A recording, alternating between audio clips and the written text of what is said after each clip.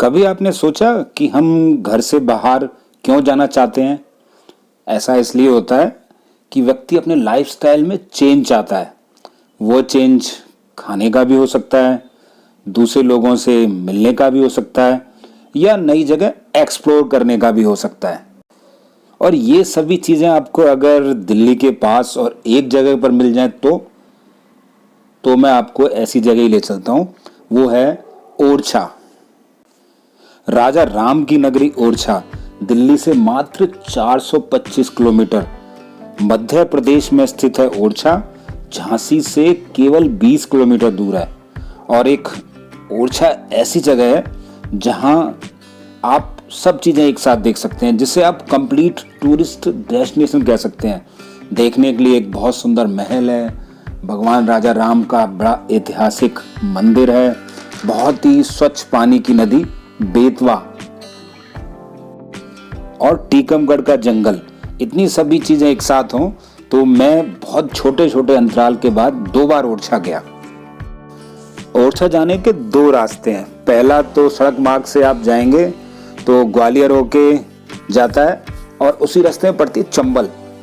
चंबल नदी जैसे ही पार करोगे आपको चंबल के बीहड़ दिखाई देंगे।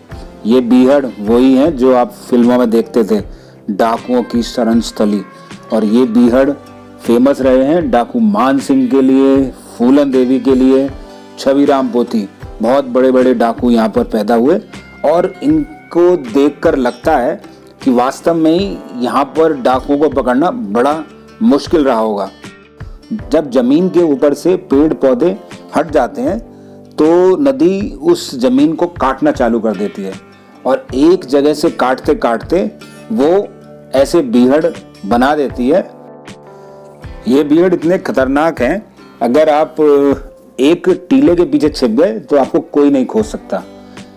और इन टीलों को एक बार सरकार ने कोशिश की कि हम इनको प्लेन कर देते हैं, लेकिन ये योजना फेल हो गई और गवर्नमेंट ने ये प्लान छोड़ दिया। ये बीहड़ मुरैना जिले में स्थित है और चंबल को पार करते ही तुरंत बीहड़ हो जाते हैं स्टार्ट, और करीब 7-8 किलोमीटर तक बीहड़ ही बीहड़ है। अब यहाँ पर मौसमी की खेती होनी चालू हो गई है। दूसरा रास्ता ट्रेन का है। आप ट्रेन से झांसी पहुँच जाइए। बहुत सारी ट्रेनें दिल्ली से उपलब्ध हैं और झांसी से मात्र 20 या 22 किलोमीटर पर ओरछा स्थित है, वहाँ आप टैक्सी से पहुँच सकते हैं। रेल वाला रास्ता थोड़ा कंफर्टेबल है, बस वाला रास्ता थोड़ा लंबा पड़ता है। अब तो सरकार ने इन बीहड़ों को दिखाने के लिए बीहड़ सफारी भी शुरू कर दी है। अब आप चाहें तो सफारी करके इन बीहड़ों को बड़े नज़दीक से देख सकते हैं और इनके बारे में जानकारी प्राप्त कर सकते हैं। अब पहले जैसा डर यहाँ पर नहीं है।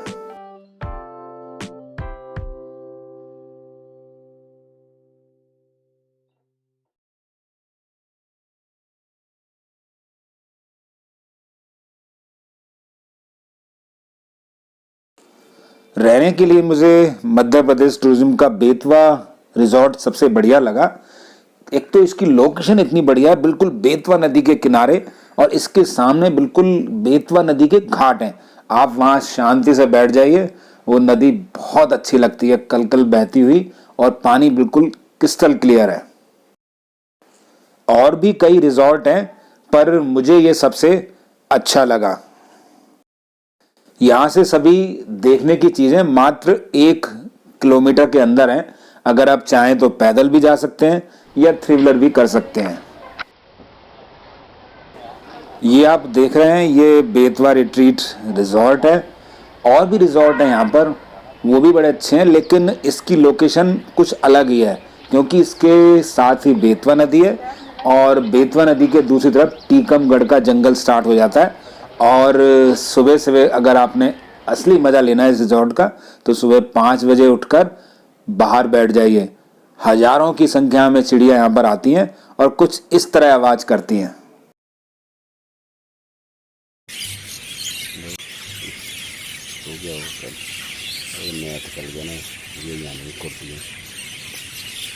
वो तो चलो कोई नहीं।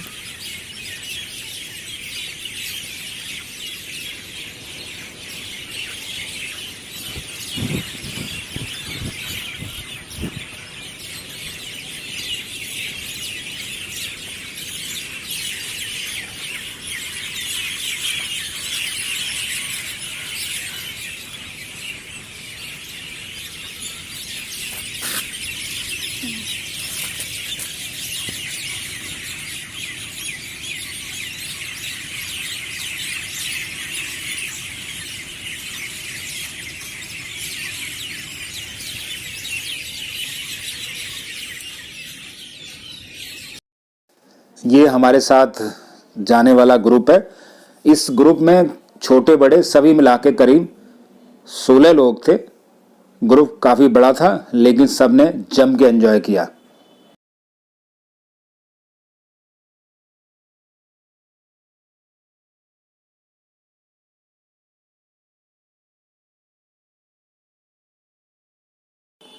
यदि बच्चों को रहने की जगह अच्छी लगे, बच्चों को खाना अच्छा मिल जाए और उन्हीं की एज का ग्रुप हो, तो बच्चे जम के एंजॉय करते हैं। इस ग्रुप में सभी बच्चे करीब करीब एक ही उम्र के थे, तो उन सब ने मिलके बड़ा ही एंजॉय किया। और बच्चे जब एंजॉय कर रहे हों तो बड़े भी पीछे नहीं रहते, और पीछे रहना भी नहीं चाहिए।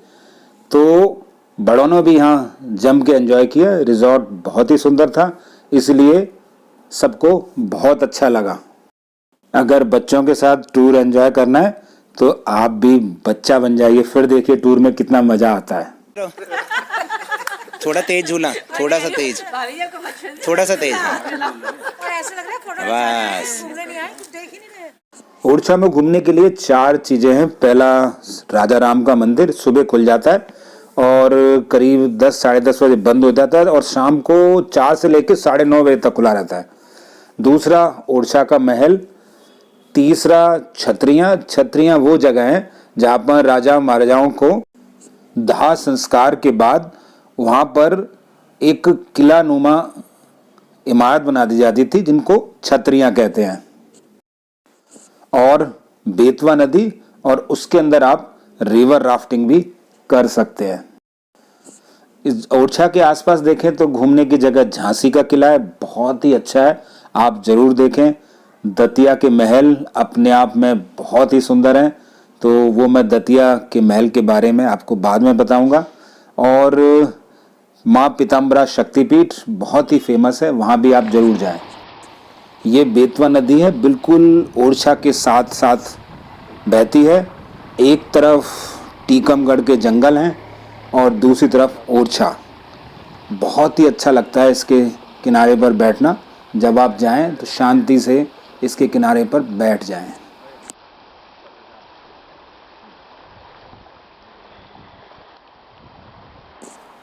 सूर्यास्त के समय यहाँ पर जो ये छतरियाँ दिखाई दे रही हैं, इनकी परछाइयाँ इस नदी में पड़ती हैं और वो दृश्य देखने लायक होता है। आप भी जब ओरछा जाएं तो सनसेट के टाइम आप इसी पुल पर आ जाओ, और फिर आप नदी में देखना इनकी परछाइयाँ कितनी सुंदर लगती हैं। इस पुल को देखकर आप थोड़ा सा चौंक जाएंगे। इस पुल के दोनों तरफ रेलिंग नहीं है। ऐसा क्यों होता है, मैं भी आपको एक वीडियो दिखाऊंगा। बरसात के टाइम पर ये नदी इतना पानी ले जाती है कि इसके दोनों ओर हम रेलिंग बना ही नहीं सकते। तो ये पुल सारे साल के साल ऐसा ही रहता है। मांडू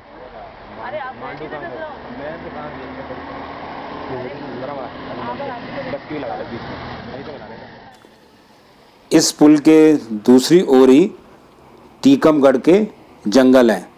इस तरफ ओरछा है और दूसरी तरफ टीकमगढ़ के जंगल हैं। वहाँ भी आप जा सकते हैं, पर अपने सेफ्टी मेजर लेके जाएं। ये आप देख रहे हैं बरसात में बेतवा नदी का रूप।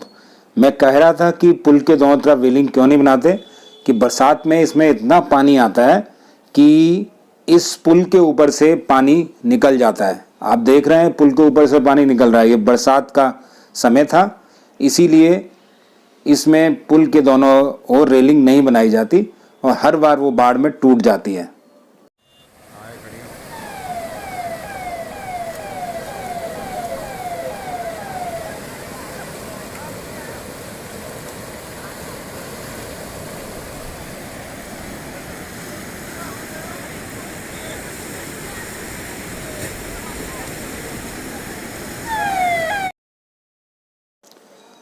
बेतवा नदी के घाट छोटे हैं लेकिन सुंदर हैं। यहाँ पर आप सुबह और शाम के टाइम बैठ के नदी का एक बहुत अच्छा नज़ारा ले सकते हैं। छतरियाँ रिजॉर्ट से 400 मीटर की दूरी पर हैं। आप वहाँ पैदल ही जा सकते हैं, बेशक खाना खा के भी निकल जाएं तो भी आप उन्हें देख सकते हैं। बहुत सुंदर बनी हुई है। इन छतरियों का आर्किटेक्चर भी देखने लायक है, बहुत सुंदर बनी हुई है। ओरछा के साथ कई कहानियाँ ऐसी जुड़ी हुई हैं, अगर आप ओरछा जाएं और वो कहानियाँ आपको ना पता हो तो आपकी ओरछा की यात्रा अधूरी रह जाएगी। ओरछा को बसाया था बुंदेला चीफ रुद्र प्रताप ने और लंबे समय तक राज किया मधुकर शाह ने। मधुकर शाह भगवान कृष्ण के भक्त थे और उनकी पत्नी गणेश कुंवर भगवान श्री राम की, क्योंकि वो अयोध्या की रहने वाली थी। रानी के कहने पर राजा ने चतुर्भुज टेम्पल बनवाया और रानी अयोध्या से भगवान राम को लेने चली गई। जब वह भगवान राम की मूर्ति लेकर आई तो मंदिर पूरा नहीं बना था। उन्होंने वो मूर्ति अपने भवन में रख दी, लेकिन अचंभा जब हुआ, जब कंप्लीट हो गया मंदिर और वो मूर्ति को उठाना चाहा, मूर्ति वहाँ से उठी ही नहीं। इसीलिए अब वो राजा राम का मंदिर रानी का महल ही बन गया। मधुकर शाह के 3 बेटे थे। रामा शाह, वो तो अकबर के दरबार में ही रहते थे। इंद्रजीत सिंह और बीर सिंह। इंद्रजीत सिंह की एक कहानी वहाँ बहुत फेमस है। इंद्रजीत सिंह परवीन रॉय से प्यार करते थे। परवीन रॉय उस समय की फेमस नृत्यांगना थी और बहुत सुंदर थी। अकबर ने परवीन रॉय को अपने दरबार में बुला भेजा। इंद्रजीत सिंह ने ना चाहते हुए उन्हें भेज दिया, लेकिन परवीन रॉय ने वहाँ पर जाके कुछ ऐसा कहा कि महाराज अकबर, क्या कोई किसी की छूटन भी खाता है? तो अकबर ने उसको ससम्मान वापस भेज दिया। बीर सिंह का पीरियड ओरछा का गोल्डन पीरियड कह सकते हैं, क्योंकि ओरछा के सारे निर्माण बीर सिंह के टाइम पे ही हुए। बीर सिंह जहांगीर के समकालीन थे, तो उन्होंने जहांगीर के लिए ये जहांगीर महल भी बनवाया, क्योंकि एक बार जहांगीर ओरछा में आया था। झांसी का किला भी बीर सिंह ने ही बनवाया था। अगर ओरछा जाके हरदौल की कहानी आप नहीं सुनेंगे तो आपका ओरछा जाना बेकार है। बीर सिंह का बेटा था जुझार सिंह और जुझार सिंह का भाई था हरदौल। बहुत ही बहादुर भाई था। जुझार सिंह को औरंगजेब ने एक लड़ाई में मार दिया। हरदौल जुझार सिंह का छोटा भाई था और हरदौल की मां का निधन बचपन में हो गया था, इसीलिए जुझार सिंह की पत्नी हरदौल को बहुत प्यार करती थी अपने बेटे की तरह। लेकिन जुझार सिंह को उस पर शक हो गया और जुझार सिंह ने अपनी पत्नी से कहा कि आप इसे अपने हाथ से जहर देंगी। चंपावती ने उसे अपने हाथ से जहर दे दिया और हरदौल को ये सब पता था।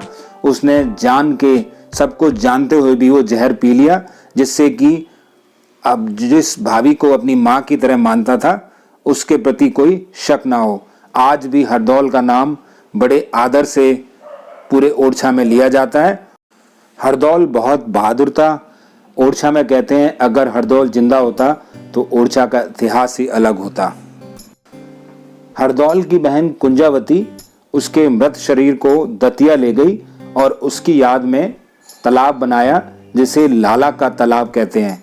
लाला मीन्स भाई, जिसे हम प्यार से लाला कहते हैं। ऐसी मान्यता है कुंजावती की लड़की की शादी में हरदौल भात देने भूत बन के आया था और आज भी हर एक शादियों में बुंदेलखंड में हरदौल का भात शादियों में ऐसे लोकगीत गाया जाता है। मेरी कोशिश है कि मैं हर एक एपिसोड में भारत के गौरवशाली इतिहास को बताता रहूं, इसीलिए चैनल लाइक करें, सब्सक्राइब करें और सभी में शेयर करना न भूलें। अगले अंक में ओरछा के आसपास दतिया, झांसी और सोनागीर